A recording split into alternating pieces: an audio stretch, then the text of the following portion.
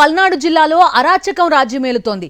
Police పహారా మధ్య పిన్నెల్లికి చెందిన వైఎస్ఆర్సీపీ కార్యకర్త సాలమన్ అంత్యక్రియలు ముగిశాయి. అంత్యక్రియలకు వైఎస్ఆర్సీపీ నేతలు కాసు మహేష్ రెడ్డి, గౌతమ్ రెడ్డి, మురళీధర్ రెడ్డితో పాటు పెద్ద సంఖ్యలో కార్యకర్తలు హాజరయ్యారు. అంతకుముందు పిన్నెల్లి గ్రామ శివార్లో టెన్షన్ నెలకొంది. కాసు మహేష్ రెడ్డితో పాటు పలువురు వైఎస్ఆర్సీపీ నేతలను పోలీసులు అడ్డుకున్నారు. పోలీసులకు కాసు మహేష్ రెడ్డికి మధ్య తీవ్ర వాగ్వాదం జరిగింది. సాలమన్ అంత్యక్రియలకు వెళ్తుండగా పోలీసులు అడ్డగించారు. బ్యారికేడ్లు పెట్టి వైఎస్ఆర్సీపీ నేతలను నిలువరించారు. దీంతో వైఎస్ఆర్సీపీ కార్యకర్తలు అక్కడే బైఠాయించి ఆందోళన చేపట్టారు. అంత్యక్రియలకు వెళ్తే పోలీసులకు వచ్చిన నష్టమేంటని ప్రశ్నించారు వారు. పోలీసుల దౌర్జన్యం నశించాలంటూ కార్యకర్తలు నినాదాలు చేశారు. దాదాపు 2 గంటల పాటు అడ్డుకున్న పోలీసులు ఎట్టకేలకు పిన్నెల్లి వెళ్లేందుకు వైఎస్ఆర్సీపీ శ్రేణులకు అనుమతిచ్చారు.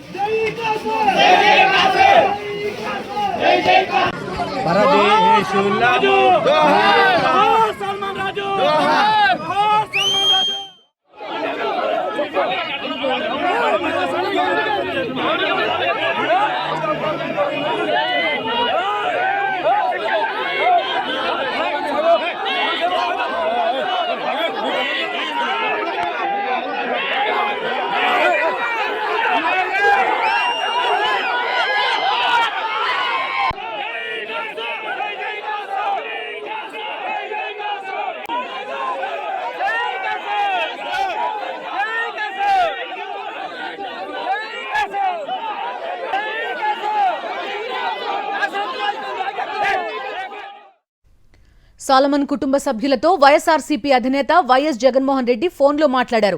పల్నాడు జిల్లాలో టీడీపీ గూండాల చేతిలో సాలమన్ హత్యకు గురైన దారుణాన్ని ఆయన కుటుంబ సభ్యులు వైఎస్ జగన్ కు వివరించారు. రాష్ట్రంలో శాంతి భద్రతలు పూర్తిగా క్షీణించాయన్నారు వైఎస్ జగన్. దళిత కార్యకర్త సాలమన్ ను పచ్చమూకలు పొట్టనబెట్టుకున్నాయన్నారు. సాలమన్ కుటుంబానికి వైఎస్ఆర్సీపీ అండగా ఉంటుందని భరోసా ఇచ్చారు. వైఎస్ఆర్సీపీ నేతలు కార్యకర్తలపై దాడులు పరిపాటిగా మారాయన్నారు. రక్షణ కల్పించాల్సిన పోలీసులు అధికార పార్టీతో కుమ్మక్కయ్యారని మండిపడ్డారు. బడుగు బలహీన వర్గాల వారిని కక్ష రాజకీయాలకు బలి చేస్తున్నారని ఆగ్రహం వ్యక్తం చేశారు. సాలమన్ ఘటనలో బాధ్యులను ఖచ్చితంగా చట్టం ముందు నిలబెడతామన్నారు. వైఎస్ఆర్సీపీ క్యాడర్ ఎవరూ ఆందోళన చెందొద్దని పార్టీ నుంచి అన్ని విధాలా అండగా నిలుస్తామన్నారు వైఎస్ జగన్. ఇదే సాలమన్ ని మొన్న 3-4 రోజుల క్రితం మర్డర్ చేశారన్నా. అదే అన్న, చాలా దారుణం. ఇప్పటికి 200 కుటుంబాలు ఊరు బయట ఉంటున్నాయన్నా.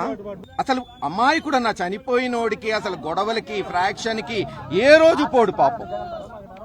అందరు స్వచ్ఛందంగా వస్తే పోలీసులేమో ఎవరు నెల చేయం 5 కార్లు అంట. వాళ్ళు చెప్పింది అంతా విన్నామన్నా. వాళ్ళు ఈ రూట్ కాదు ఆ రూట్ అంటే అది ఒప్పుకున్నాం, మనకే దానం కావాలి పాపం. అతను మళ్ళీ ఫ్యామిలీ ఫీల్ అవుతారు కదన్నా సెంటిమెంటల్లీ. అన్ని ఒప్పుకున్నాం. తీరా ఊరి దగ్గరికి వస్తే ఇప్పుడు ఊర్లోకి అలౌ చేయరంట. ఓన్లీ 5 నాయకులు పంపిస్తారంటే రోడ్డు మీద కూర్చున్నామన్నా. ఇప్పుడు అనుజ్ రావు అని వాళ్ళ బ్రదర్ అన్నా. సార్ నమస్తే సార్. వింటున్నా. ఇప్పుడు సార్ మామూలుగా కూటమి ప్రభుత్వం అధికారం వచ్చిన కాడ నుంచి అందరం కూడా బయటే ఉంటున్నారు సార్. మేమందరం కూడా 300 నుంచి 400 కుటుంబాలు అందరూ కూడా బయటే ఉంటున్నాం సార్. ఇప్పుడిప్పుడే కొద్దిగా కొంతమంది ఈ ఇల్లు పొలాలు చేసుకోవడానికి అని చెప్పేసి వస్తుంటున్నారు సార్. అదే మన కోర్టు ఆర్డర్ కూడా మనకు అనుకూలంగానే ఉంది కదా. అవును సార్. దాన్ని చూసుకొని మనం అప్పుడప్పుడు కొంతమంది వచ్చేస్తారు సార్. అయితే బ్రదర్ కూడా ప్రస్తుతానికి గ్రామం పక్కన బ్రాహ్మణపల్లిలో నివాసం ఉంటున్నాడు సార్. వదినమ్మ గారికి బాగలేకపోతే చూడటానికని వచ్చాడు సార్. ఈలోగా తెల్లారుజామున బ్రష్ ముఖం కడుక్కుందని చెప్పేసి రోడ్డు మీద ఇంటి ముందుకు వచ్చినటువంటి వ్యక్తిని, అన్నయ్యని మోటమరి పేతురు, కాంతారావు అనే వ్యక్తులు రాడుతో దారుణంగా తల మీద కొట్టాడు సార్. దీని మీద మేము హాస్పిటల్కి వెళ్ళేసి మామూలుగా ట్రీట్మెంట్ చేసేసుకుంటే సీరియస్ గా ఉండదని చెప్పేస్తారని నిన్న చనిపోయాడు సార్ 15వ తారీఖు ఉదయం. మా మీద కూడా చనిపోయిన మా అన్నయ్య మీద నా మీద అక్రమ కేసులు పెట్టారు సార్.